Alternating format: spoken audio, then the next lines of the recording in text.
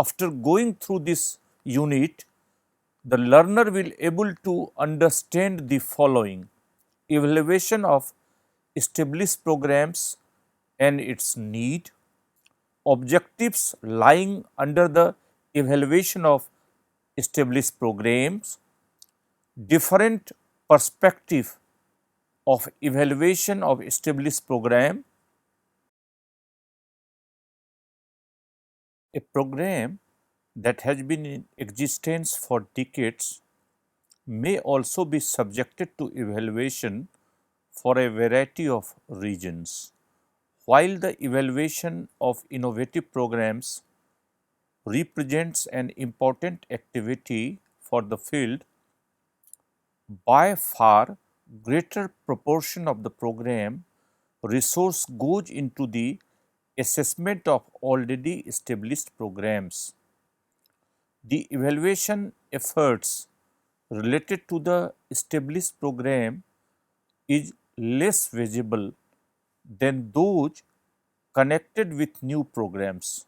More are conducted in house either by staff concerned with operating agencies or by such a governmental groups as the General Accounting Officer than by the university for profit or non-profit groups.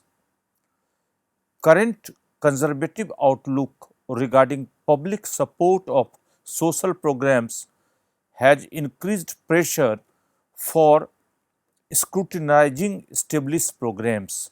Furthermore, since many established programs are costly, evaluations that evaluate in their customs or modifications may yield large program savings, where for all these causes the evaluation of established program is very impact to continuation of any program. Evaluating established program requires understanding the social and political situation when they were initiated and tracking the way in which they have been modified from their emergence until the time of the evaluation. Social programs are generally historically conditioned responses to social concerns. Most have sprung from traditional long standing ameliorate efforts, and often there is considerable opposition from some of the stakeholders to any questioning of their fundamental assumption or the way they have been put into place.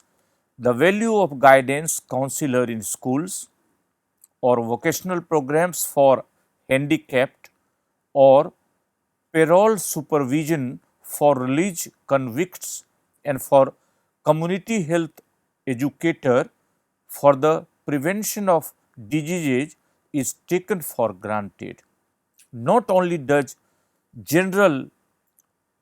the general public expect such program as a matter of course, but involved advocates and employees, a significant proportion of national labor force have an investment in their continuation. Thus, the pressures to maintain them are strong. At the same time, in many human resource sectors, there are programs that are clearly out activated their usefulness or that represent poor human services investment as currently implemented. Many are rooted in values and intervention models that no longer are relevant. Some have even lost their surface rationales and objectives over time. Such programs need to be modified, discarded in favor of other programs that yield greater benefit to cost ratios. A further inputs for evaluation of outgoing social programs is the current assessment in many quarters about the proliferation and rudimentary spinning cost of established programs and public funded required about we choose what we should support and in what magnitude. Consequently, a variety of stakeholder groups are raising serious questions about the extent in which programs operate efficiently and follow physical, legal, and operational requirement. In addition, constituencies and advocates of a particular program are concerned with their impact and cost to benefit ratios to comparison to those programs with which they compete for scholarship and funds. For all these reasons, policy makers responsible for resource allocation, program managers who must defend implementation and concern of established programs, the evaluability perspective. The idea discussed in the section stem from the experiences of an evaluation research group at the Urban Institutes in 1970s, whose evaluation efforts led them to related conclusion. First, they found it difficult, sometimes impossible, to evaluation of public program because managers and other stakeholders resisted, were incooperative or failed to grasp the purpose of the study. Second, he found that too frequently modify the programs. This led to the view that a systematic approach, which wholly termed evaluability assessment, should precede most evaluation efforts. Evaluability assessment or pre-evaluations are designed to provide a climate favorable to future evaluation work, require informative acquaintance with an agency or programs. In addition, it also reveals implementations correspondence to the programs as defined by those who created to policy and operational procedures. If not, any evaluation that is undertaken will probably be useless. As evaluability assessment requires the commitment of program staff and in many cases sponsors and relevant policy makers to collaborate in expliciting objectives, describing the program and deciding on evaluation task. Although it can be argued that the prescribed evaluability assessment, this is often not the case.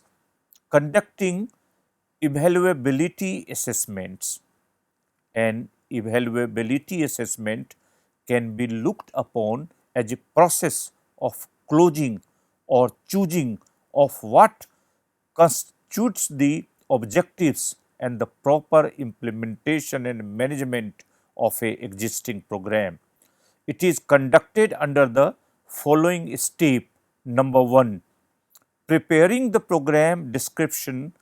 A description of the program is written based on formal donations, documentations such as legislation, administrative regulations, funding proposal, published brochures, administrative manuals, annual report, minutes and completed evaluation studies.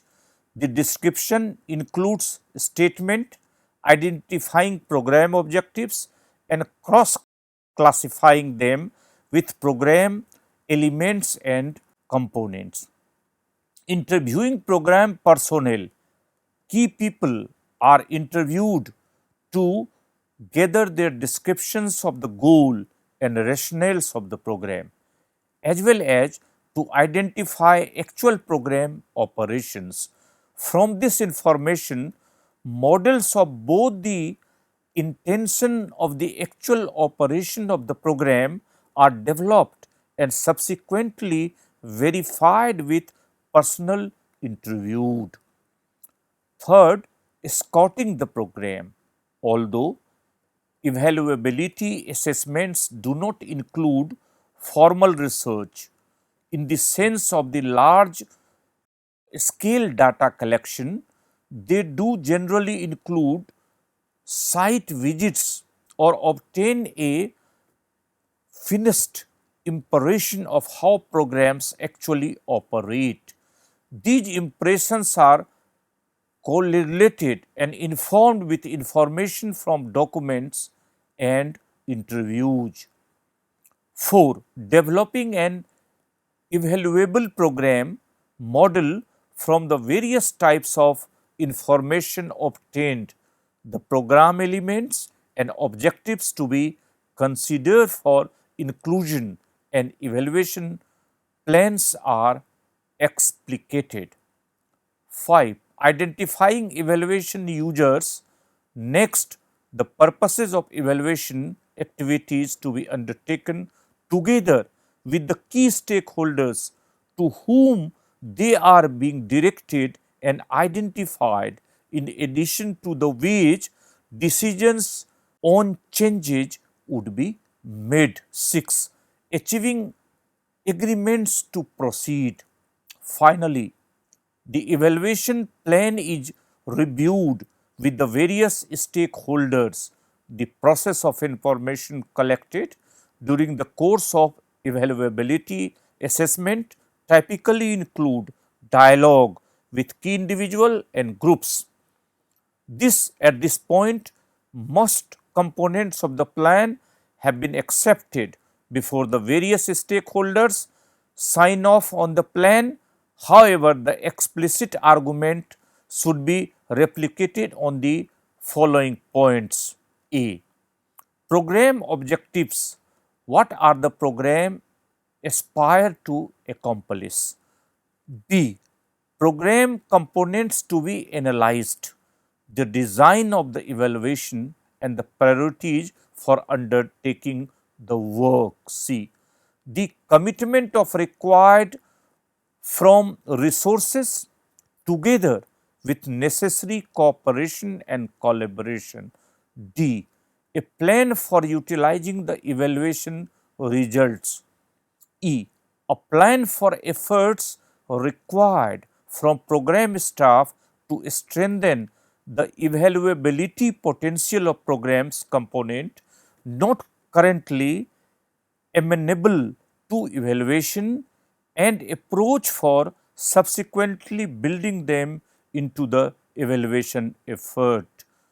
To a considerable extent, evaluatory assessment makes use of what are generally referred to as qualitative research procedures.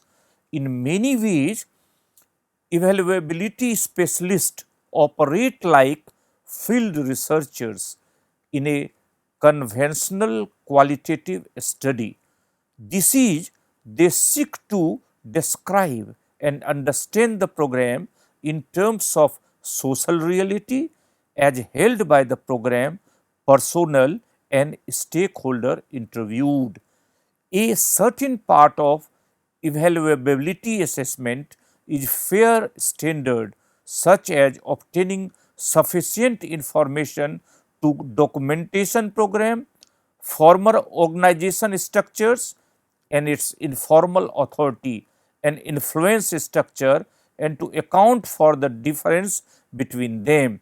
A certain statistically data almost invariably are obtained, including, for example, an accurate report on numbers and types of staff and targets served, accountability and monitoring studies. A frequent evaluation activity in established program conducted either as consequences of outside mandates or on the basis of evaluability assessment is the planning and design of an accountability study. Accountability studies are directed at providing information about various aspects of program to stakeholders and program managers. It studies require monitoring one or more aspects of the ways programs are being implemented and the conditions under interventions is taking place. In broader way, following are the most common types of accountability information that is required to obtain a study. Number 1, impact accountability. Impact accountability and evaluation of ongoing established programs is discussed in detail at the beginning stage. Staff arrangements and program activities can be organized in a way that will facilitate the collaboration of data required for estimates of impact. Efficiency accountability. Impact in return to program cost is obviously important both internally in terms of judging relative benefits and effectiveness against costs of different program elements, and externally in competing for resources in the context. Adequate and valid data on program expenditure as related to program activity must be collected. Coverage accountability. The key questions here related to the number and characteristic of targets, the extent of prevention and penetration dropout rates, and so on. Service delivery accountability. It is usually necessary to assess how the actual operation of a program conforms to program plans. Next, fiscal accountability. All programs have clear responsibility to account for use of fund in their fiscal reports. But in addition to what is strictly an accounting responsibility, a range of other cost questions may be pertinent under it. For example, cost per client and cost per service or data may not be glared from the physical report. Next, legal accountability. All programs, public and private, requires commitments in order to meet legal responsibility. These include informed consent, protection of privacy, community representation on decision making bodies, equity in the provision of services, and cost sharing. In public program, adequate compliance with legal requirement often is prerequisite for continued funding. In developing accountability strategic, there are two important considerations: continuous versus cross sectional evaluation and internal versus external assessment. Continuous versus cross sectional evaluation. A key decision in planning accountability evaluation is whether to implement a continuous or a cross sectional effort. Many large programs employ monitor and information system, often referred to as management information system MIS, that allow them to assess the work and results of their programs on an ongoing basis. Continuous cross sectional evaluation study. is a procedure that allows for regularly collection and maintaining information on such a matter as the characteristic of clientels, their problems or reasons for seeking treatment and their outcomes, and conducting special studies as a single point of time. When the latter type of a study, referred to as a cross-sectional study, generally collects data around a small window of time, usually in conjunction with a specific evaluation activity or because a specific need of the program manager or to represent an influential stakeholder. Continuous systems are sometimes criticized as overskill, and since they do represent a permanent commitment of resources, they need to be justified by their actual use. Cross sectional studies were undertaken from time to time. Many carries with their expensive startup cost and may be resisted by the program staff since they are not perceived as part of routine operation. Internal versus external evaluation.